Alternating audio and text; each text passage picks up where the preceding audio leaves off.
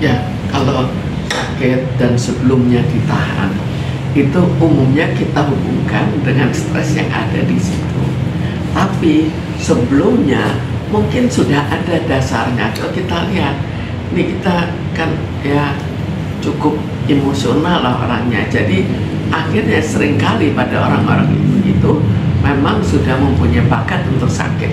Kemudian menghadapi stres, ya sakitnya jadi penyakit betul-betul.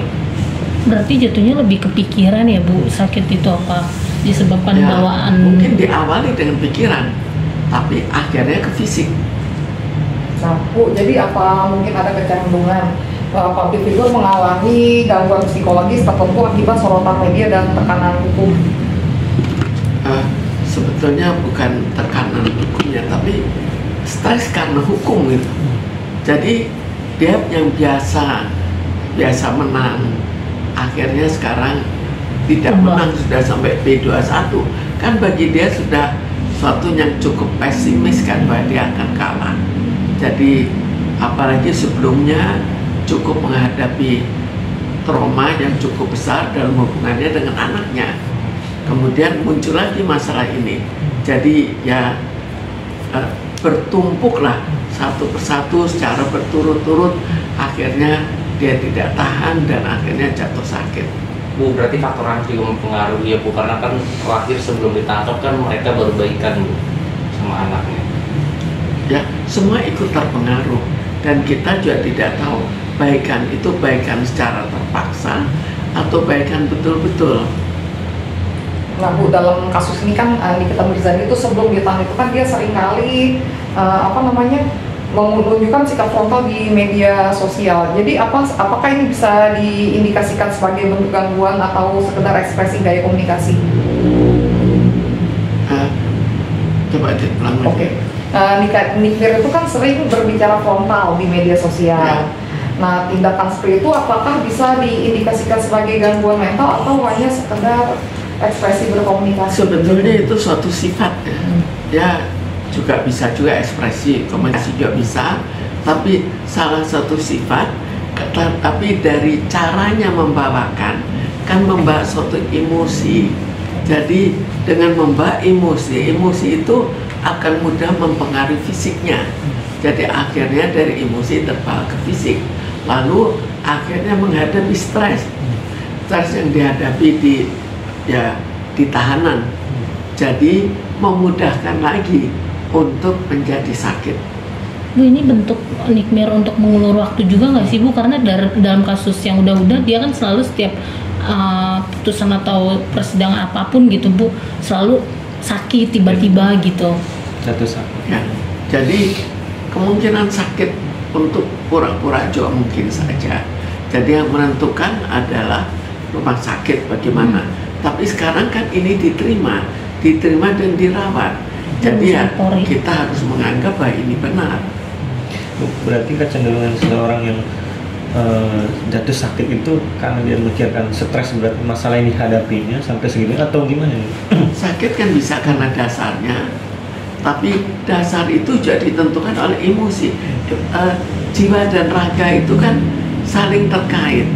Karena adanya faktor stres, maka menjadi penyakit fisik. Karena penyakit fisik akhirnya jadi stres. Itu sama-sama saling terkait dan saling berhubungan. Untuk mentalnya Bu, pernah juga mental yang bikin jadi seseorang itu menjadi mikir dia terlalu jauh, pengen benar-benar jadi stres. Mentalnya jelas akan ikut terpengaruh. Ya mestinya dia cukup stres kan. Apalagi kita bayangkan orangnya orang yang lebih ekstrovert, kemudian dia ditahan di penjara. Kalau dia tidak mendapatkan teman untuk berbicara, untuk mengungkapkan pendapatnya, maka dia juga akan stres. Bu, jika Nick Mir terbukti bersalah dalam kasus pemeriksaan ini, apakah bisa jadi dia mengalami gangguan kepribadian? Kalau bersalah, kita jangan dihubungkan dengan gangguan kepribadian, tapi sebelumnya mungkin saja dia gangguan kepribadian. Tapi gangguan yang bagaimana, ini yang masih tanda tanya.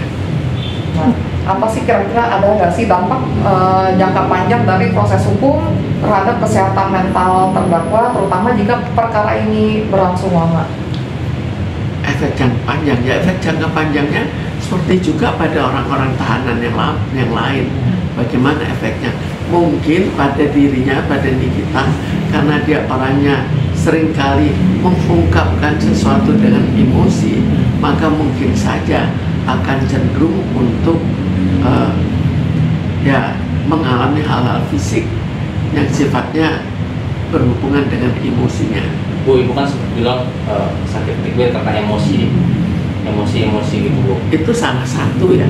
Mungkin Pemicu ya, kita Bu? juga pemicu. Jadi kita lihat kondisi fisiknya sebelumnya bagaimana, apakah dia punya suatu dasar penyakit atau tidak. Kan kita tidak diberitahukan. Tapi jika itu benar, Bu, kira-kira sarannya apa sih, Bu? Mungkin untuk nikmir dari ibu agar nggak sampai jadi penyakit gitu, kalau faktor emosi yang jadi Ya, penyebabnya. kalau penyebabnya emosi, kita redakan emosinya. Nah Bu, kita taruh. Bu, ini Ya, dia menurut Ibu gimana sih menilai pentingnya dukungan psikologis bagi individu seperti public figure yang tengah menjalani proses hukum berat, baik terdakwa maupun pelapornya sendiri gitu?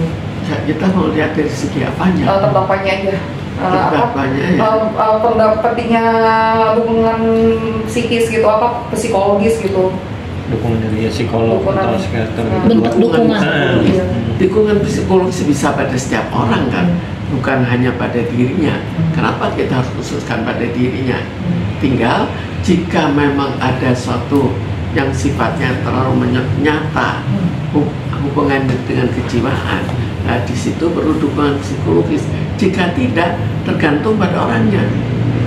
Bu, ini kan macam-macam ya, Bu, tentang sudut pandang di dalam tahanan. Apakah memang karena dia ditahan di dalam tahanan itu membuat NM jadi depresi dan berbeda dengan yang, mohon maaf nih Bu, tidak berduit gitu. Biasanya kan nggak apa-apa lah di penjara, makan gratis, apa-apa gratis gitu. Apakah sih penyebab NM itu karena depresi dia ditahan? Jadi kalau tahan itu di tahanan kita harus bedakan. Ditahan secara surat atau betul-betul ditahan, lalu diperlakukan bagaimana? Karena kenyataannya kan satu dengan yang lain diperlakukan cara berbeda, jadi tidak bisa disamaratakan semuanya. Belum lagi masalah orangnya tahan atau tidak, tapi jelas orang yang biasa enak dia ditahan itu akan lebih merasakan tidak enaknya tahanan dibandingkan dengan orang yang misalnya biasa ya memang hidupnya susah, maka di tahanan pun bukan terlalu masalah. Tapi kalau hidupnya susah kemudian di tahanan dipukul-pukul atau diseksa, ya jelas susah juga. Karena itu kan kita harus bedakan antara dirinya di luar bagaimana, di dalam tahanan bagaimana. Karena mungkin saja sebagai seorang yang cukup mampu diperlakukan secara lebih baik. Bu, seberapa besar sih tekanan sosial pengaruhnya terhadap orang yang menjadi spotlight seperti Nikita Mirzani? Pengaruh tekanannya Tekanan sosial. jelas bagi setiap orang ada pengaruhnya kan, pengaruh tekanan. Bukan hanya bagi dirinya, bagi dirinya ya sebagai orang yang biasa menang, sebagai orang yang biasa ya merasa dirinya di atas, jelas merupakan suatu tekanan yang lebih besar daripada orang yang biasa-biasa saja. Tapi di sini kita hubungkan lagi dengan kasusnya, bukan hanya dengan hal itu, kita hubungkan lagi dengan perkiraan lama dia ditahan. Terima kasih.